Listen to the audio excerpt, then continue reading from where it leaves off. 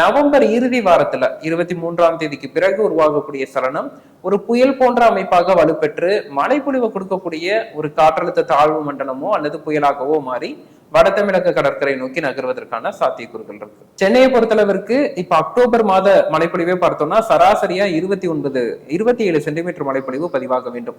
ஆனால் சென்னையில கிட்டத்தட்ட 35 சென்டிமீட்டர் மழை பதிவாகி இருந்துச்சு. இது இயல்பை விட 29% அதிகமா பார்க்கப்படுது.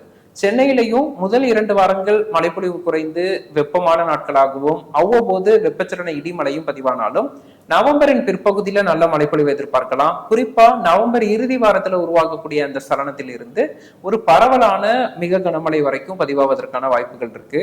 சென்னை நவம்பர்ல இயல்புக்கு அதிகமான மழையை எதிர்பார்க்கலாம். டிசம்பர் மாதமும் தமிழகத்துல வடகிழக்கு பருவமழை நல்ல மழைப்பொழிவு கொடுக்கும் அப்படின்னு எதிர்பார்க்கப்படுவதனால ஒட்டுமொத்த தமிழகத்திற்குமே அது சென்னை உட்பட வடகடலோர மாவட்டங்கள், காவிரி படுகை மாவட்டங்கள், தென் மாவட்டங்கள், மேற்கு மாவட்டங்கள் மற்றும் மேற்கு தொடர்ச்சி மலையோர மாவட்டங்கள் என ஒட்டுமொத்த தமிழகத்திலுமே இந்த ஆண்டு இயல்புக்கு அதிகமான மழைக்கான வாய்ப்புகள் இருக்கு.